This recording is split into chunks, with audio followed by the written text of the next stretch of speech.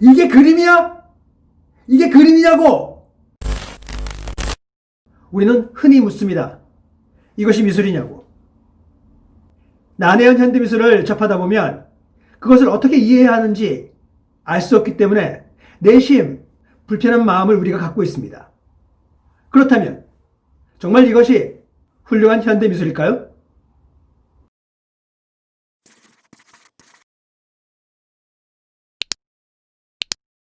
안녕하세요. 레차트 대현쌤입니다. 이게 미술이야 5번째 시간인데요. 현역 화가로 가장 큰 영향력을 지니고 존경과 혐오를 동시에 받고 있는 두 화가가 있죠. 바로 영국의 데미안 허스트와 미국의 제프 쿤스입니다. 많은 대중은 현대 추상미술을 이거 사기 아니야? 이런 걸 훌륭한 미술이라고 하는 이유가 뭐지? 라고 반응들을 보이죠. 심지어는 비디오 아트의 창시자인 백남준 화백이 말한 미술은 사기다 라는 표현이 문득 생각이 납니다. 그렇다면 상어를 방부제에 넣거나 젖소를 죽여 어항에 넣고 파리가 들끓게 만든 데미안 허스트가 더 사기꾼인지, 포르노 잡지 같은 사진들을 만들어 놓고서 작품이라고 하거나 아이들 풍선 모양의 조각품을 가져다 놓은 걸 미술이라고 하며 현존 최고가의 작품 판매를 한 제프 쿤스가 진정한 사기꾼일까요? 데미안 허스트는 영국의 현대 예술가로 토막낸 동물의 시체를 유리상자 안에 넣어서 전시를 하는 그런 작품들로 주로 유명합니다. 호불호가 극명하게 갈리는 그의 대표작들은 조스를 연상하게 하는 상어와 마치 약국에 와 있는 것 같은 약국, 8,600개가 넘는 다이아몬드가 박힌 해골들이 있습니다. 영국 브리스톨 출생으로 런던 골드스미스 대학을 졸업한 후 동문 학생들과 함께 프리즈 전시회를 기획하면서 주목을 받기 시작했습니다. 1991년 죽은 상어를 방부제를 가득 채운 대형 어항에 넣어 전시를 한 살아있는 자의 마음속에 있는 죽음의 육체적 불가능성이라는 작품을 선보이면서 논란을 일으켰습니다. 2005년과 2008년에는 미술 전문지 아트리뷰가 선정하는 세계 미술계에 영향력 있는 화가 1위에까지 오르기도 했었고, 그의 나이 40살에 1억 파운드의 경제적 가치가 있는 인물로서 평가받았습니다. 1995년 런던 테이트 갤러리에서 터너상을 수상했으며 베니스 비엔날레, 로열 아카데미 등에서 충격적인 작품들을 선보이며 논란을 낳았던 그러한 유명한 화가였습니다. 그는 젊어서 핫한 논란과 사건들을 몰고 다니는 재주가 있었는데요. 악평과 호평을 동시에 받는 작가입니다. 사실 그는 우리가 언제나 불편해야 하는 주제인 죽음에 대하여 집중적으로 작업하는 작가로서 유명한데요. 그는 자신의 작품을 홍보하고 판매하는 것에 대한 재능이 뛰어나서 미술계의 상인이라는 별명이 붙을 정도였습니다.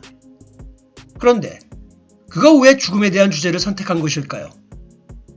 그가 죽음에 대해 고민을 하게 된 계기는 대학 시절 영화실에서 아르바이트를 하면서 시작되었습니다. 그 경험은 오랫동안 그를 두렵게 했던 공포를 극복하게 했고, 후에 그의 작품 세계에도 큰 영향을 끼쳤습니다. 아이들의 장난감 같은 풍선개, 토끼, 플레이도, 그리고 청소기는 그가 아주 일상의 흔한 소재와 물건들을 대상으로 새로운 의미를 주는 것으로 유명합니다. 바로 그가 제프 쿤스입니다.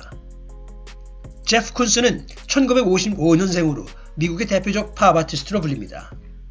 그는 미국 펜실베니아주 요크시에서 자라며 어린 나이 때부터 초콜릿이나 선물 포장지 같은 것을 팔며 자랐습니다.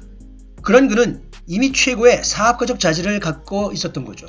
고객이 무엇이 필요한지, 고객에게 자신의 물건을 어떻게 팔 수 있는지를 이미 어린 시절부터 배우고 있었습니다.